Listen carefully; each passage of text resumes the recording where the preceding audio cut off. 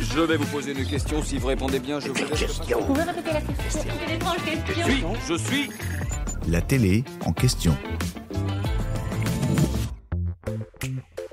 Elles chantent, elles dansent, elles font le show sur la scène et elles transpirent beaucoup.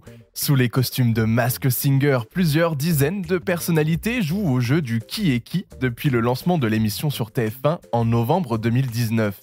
Si l'essence même du programme est de trouver le nom des célébrités qui se cachent derrière les déguisements, les téléspectateurs adorent aussi observer les peluches en train de bouger, comme les appelle la jurée Chantal Latsou.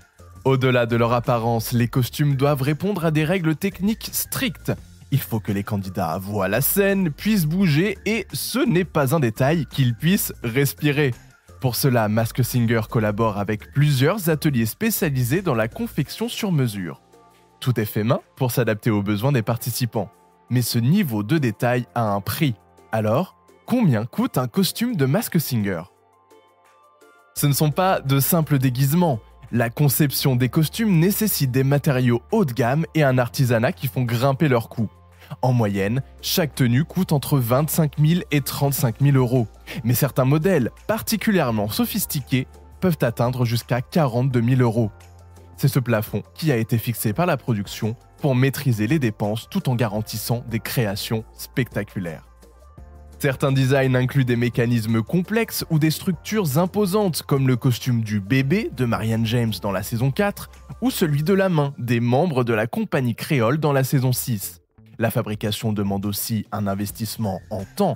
Chaque tenue est l'œuvre de 300 à 600 heures de travail, mobilisant parfois plusieurs ateliers.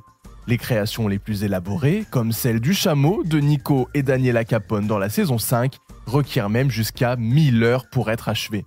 Si ces créations coûtent cher, elles ne sont pas destinées à disparaître après leur passage sur le plateau.